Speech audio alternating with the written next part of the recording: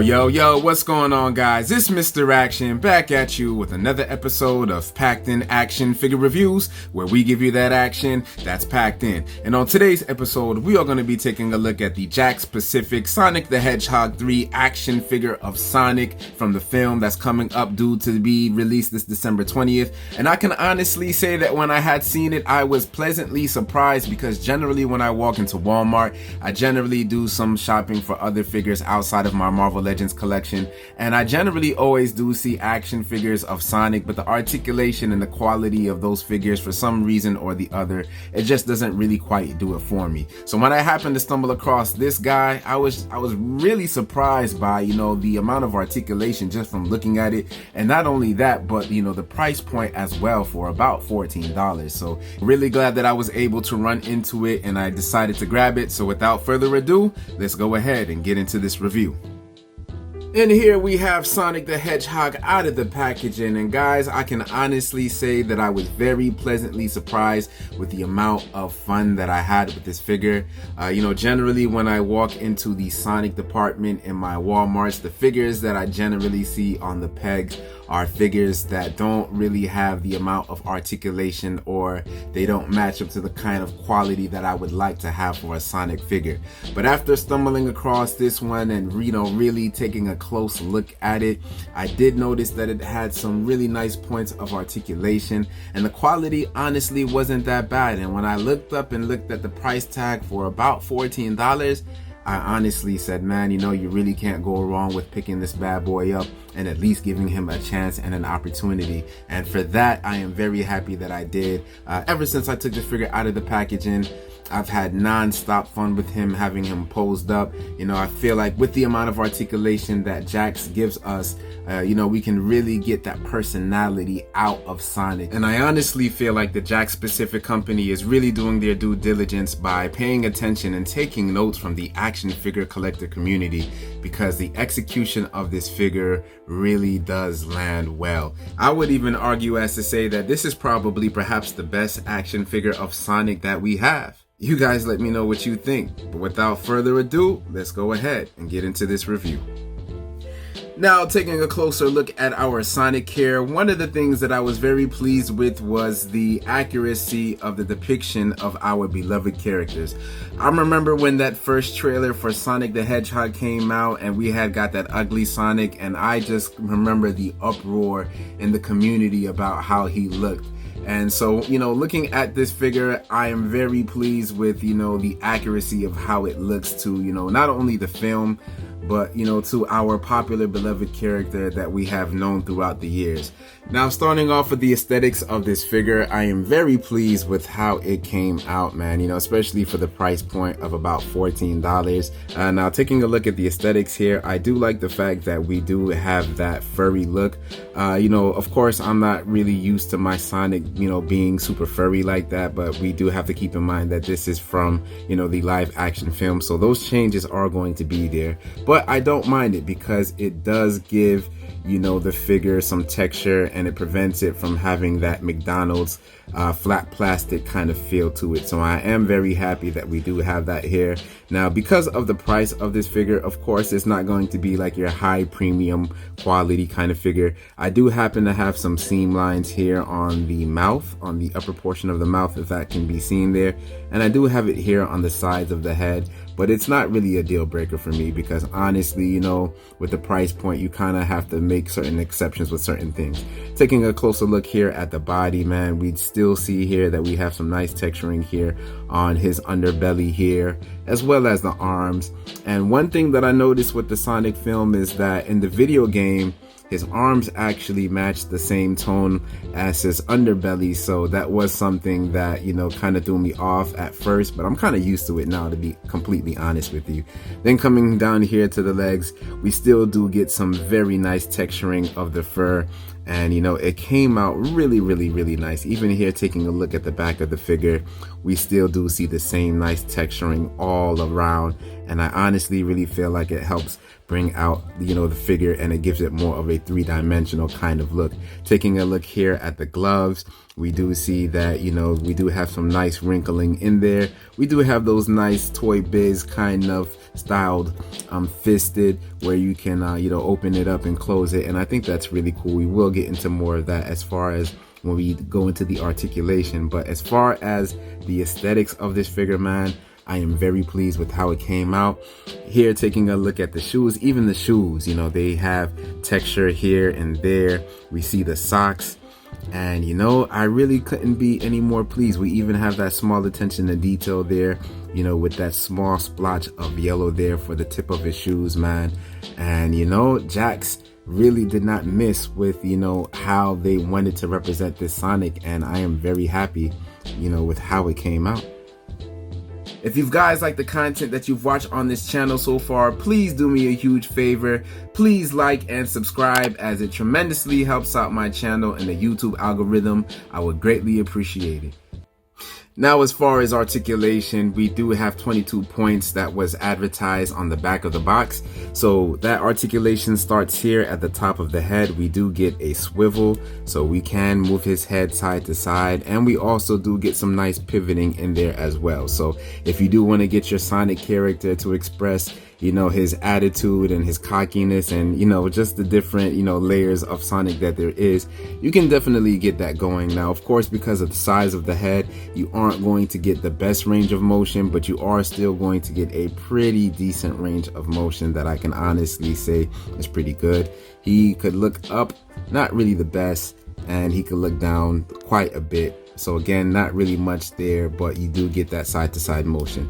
Coming down to the arms, we do get that T-Man pose, and I would even say you could even go further up and get his arms all the way up as such. So very nice range of motion there. He also does have these nice butterfly joints, so you know, if you want him running with his arms in the back like this and running forward towards you, that is also something that you can kind of get going there as well. So very nice range of motion there. They can go forward quite a bit too as well, so we do get that kind of motion right there. We also do happen to have bicep swivel, so that is something that is very nice.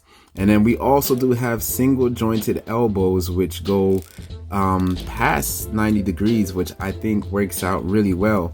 You know, considering the size of this figure, you know, too many times we have small figures that have almost none to little articulation. So to see a figure, you know, this size to have single jointed elbows that go beyond the 90-degree angle is something that I was actually very pleased to see. Now, along with the bicep swivel, we also do have the forearm swivel, so that can be transitioned to. We also happen to have the wrist articulation that it happens to be on a hinge, so it can go up about this much, and it can go down, and it can also go around 360.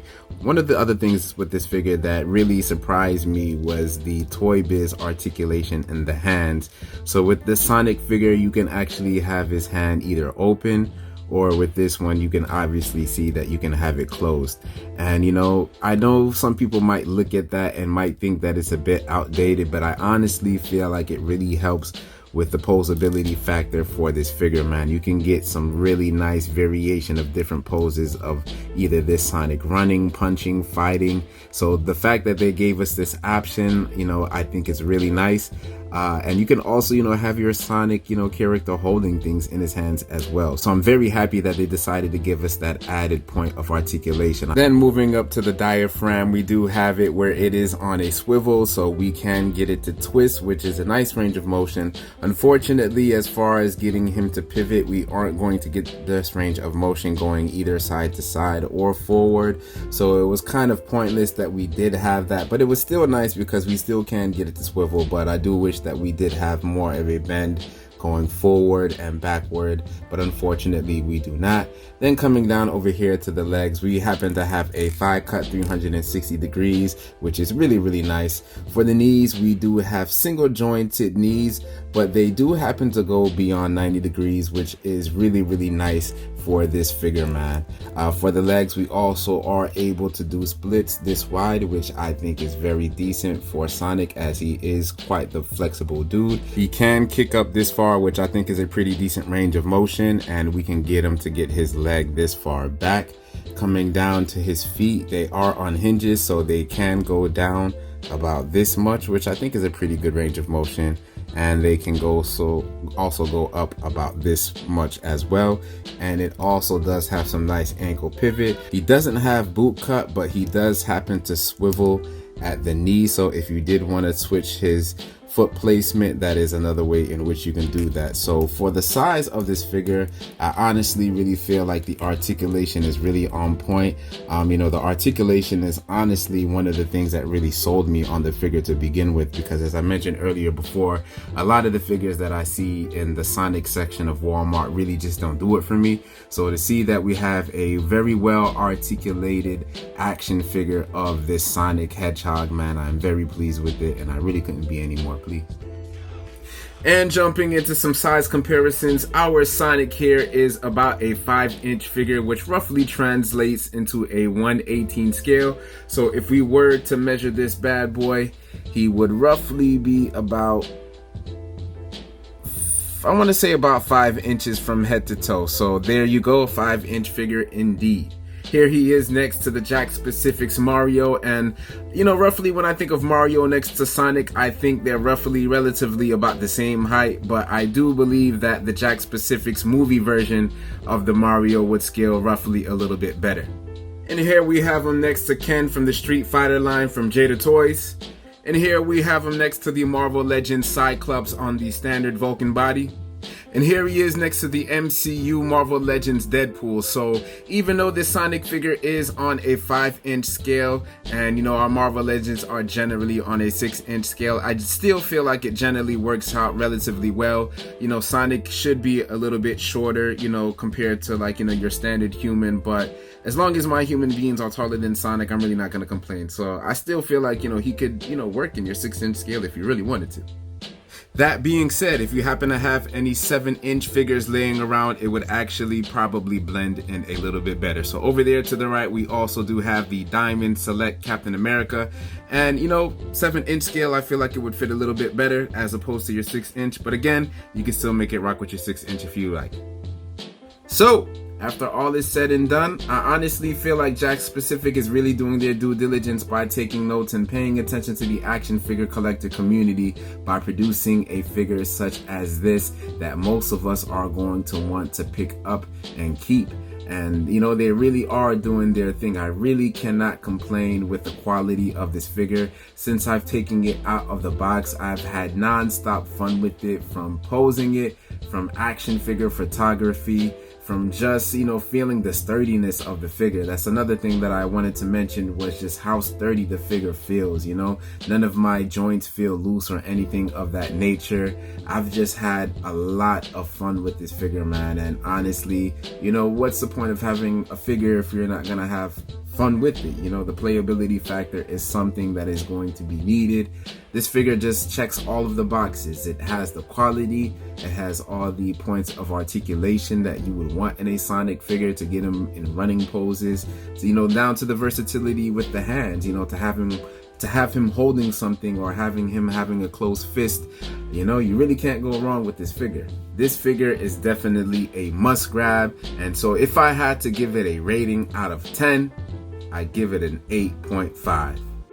So once again, guys, thanks for checking out another episode of Packed In Action Figure Reviews, where we give you that action that's packed in. If you guys like the content that you've watched on this channel so far, please do me a huge favor. Please like and subscribe, as it tremendously helps out my channel and the YouTube algorithm. I would greatly appreciate it. Have a nice day.